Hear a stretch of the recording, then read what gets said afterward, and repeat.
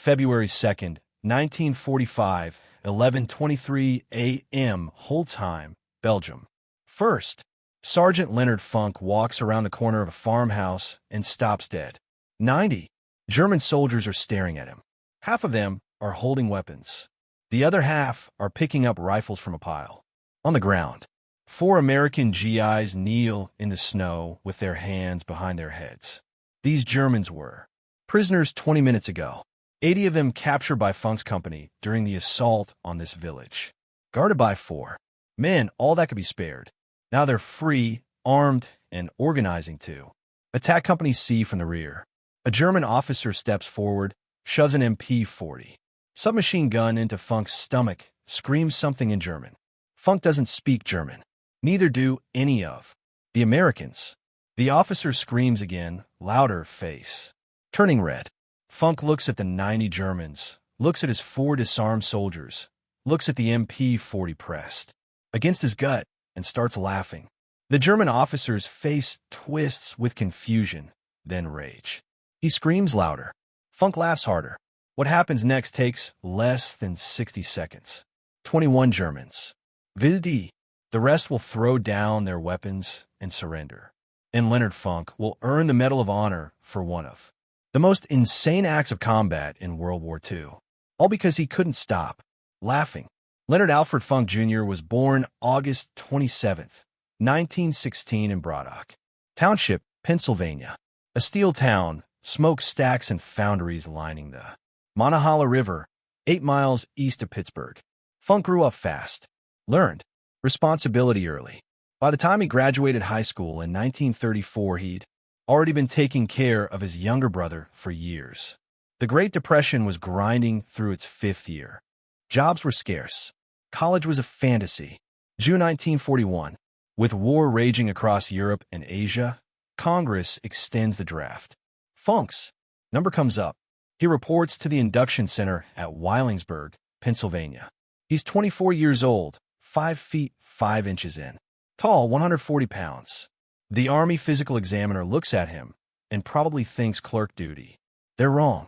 Funk volunteers for the paratroopers. In 1941, American Airborne Forces barely exist. The concept is new, jumping out of perfectly good aircraft to land behind enemy lines and fight surrounded. It sounds like suicide to most soldiers. The volunteers are a different breed. They have to be. Airborne training is designed to break you. 5 weeks of running, jumping, climbing, falling, brutal physical conditioning that washes out half the candidates. Then the jump towers, then the aircraft. The first time you step out of AC-47 at 1,200 feet, everything in. Your body screams to grab the door frame and hold on. The ground is a long way down. The wind tears at your face. Your parachute is just fabric and cord and faith. Funk earns his jump wings. Gets assigned to Company C, 1st Battalion, 508th Parachute Infantry Regiment, Camp Landing, Florida. The 508th ships to England in late 1943. They joined the 82nd Airborne Division, the All-Americans veterans of Sicily and Italy. These men have already jumped into combat. They've already killed and watched friends die. Funk is a new guy, 27 years old, ancient by paratrooper standards.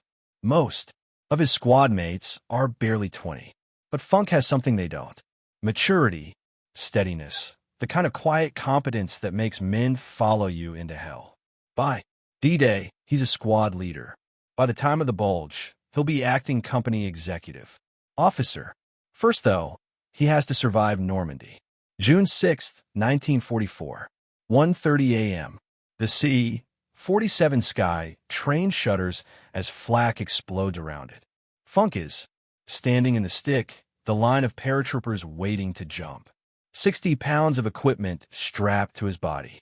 M1A1, Thompson submachine gun, ammunition, grenades, rations, medical kit. The aircraft is at 400 feet, too low for a safe jump. But the pilots can't climb.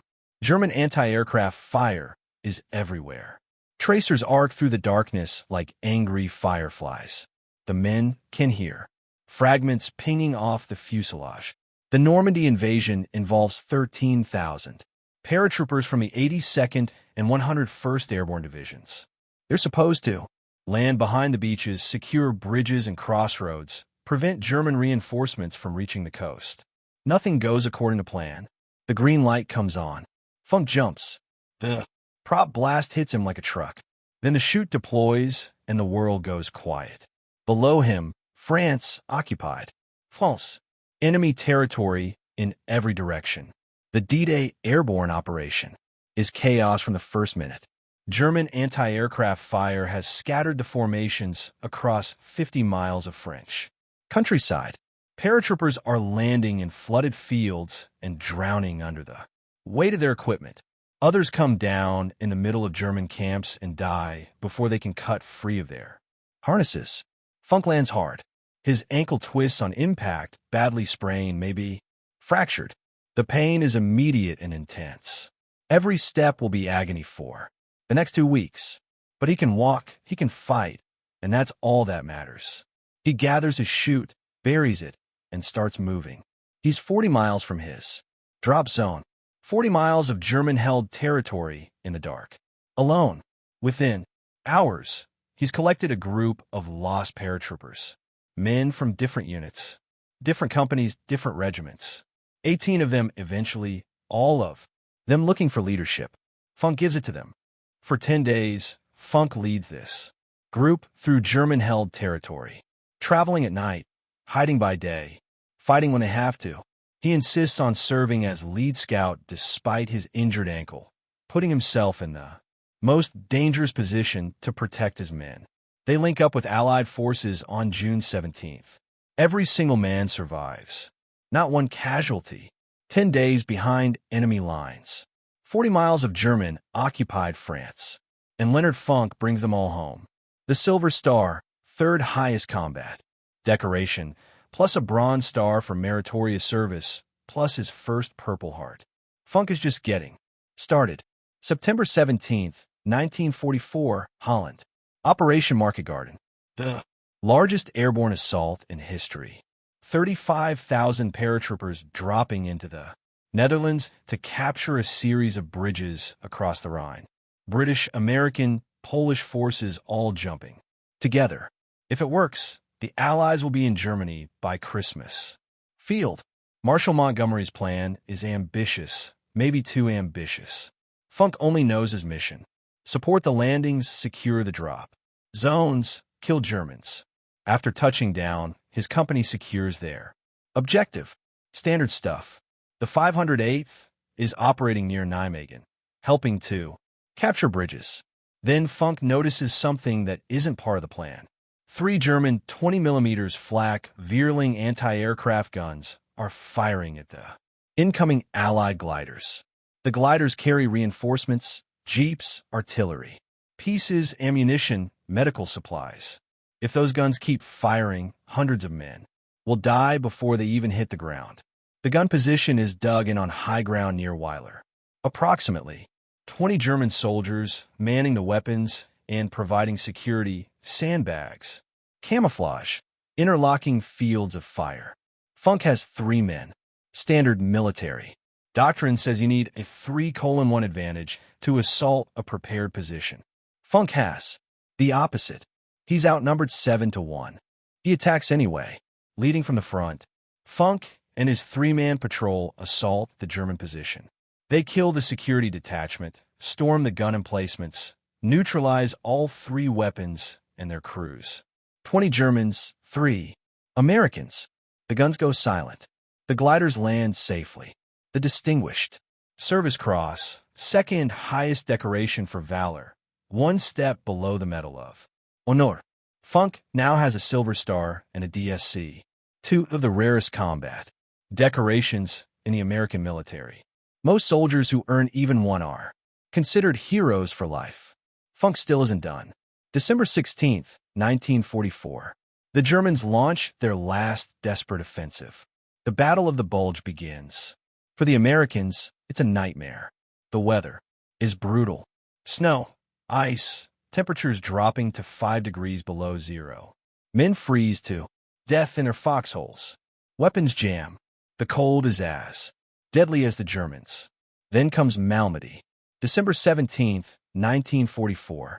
84 American prisoners of war are massacred in a field by SS troops. When Funk hears about it, something hardens inside him. He's already seen too much. Normandy, Holland, friends dying. But this is different. This is murder. Leonard Funk decides he will never surrender to the Germans. No matter what. February 2nd, 1945. The Ardennes. The German offensive has been broken. Now the Allies are pushing back.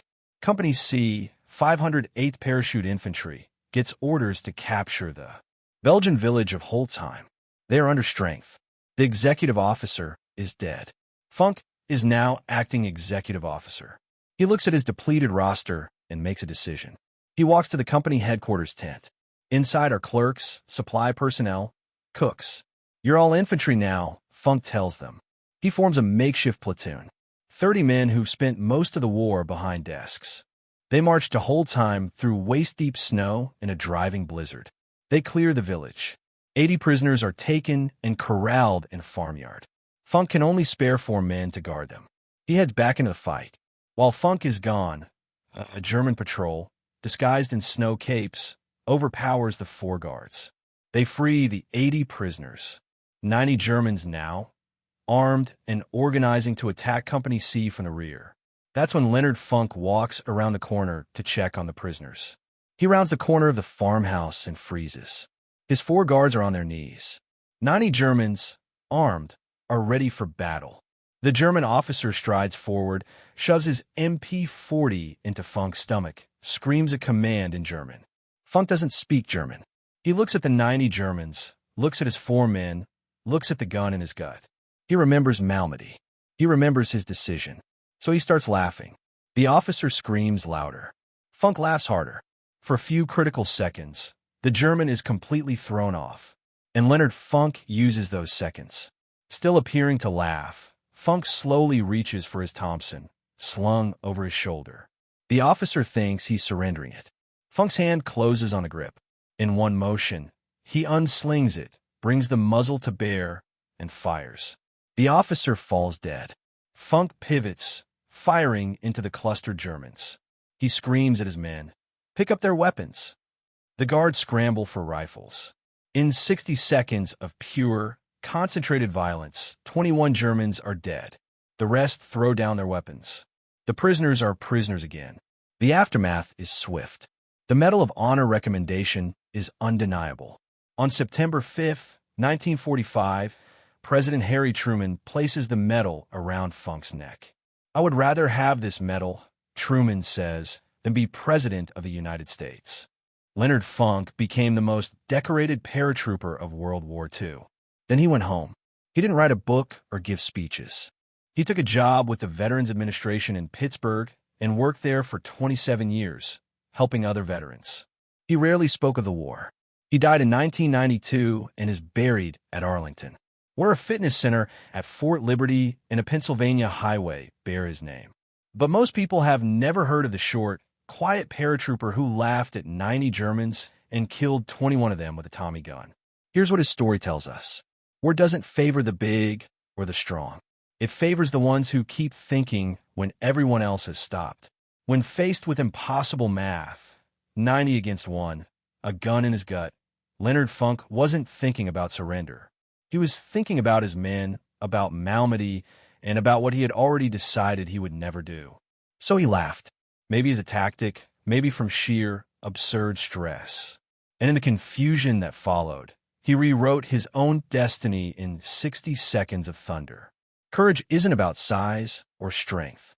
Courage is what you do when there's a gun in your stomach and 90 men want you dead. Leonard Funk chose to laugh, and then he chose to fight.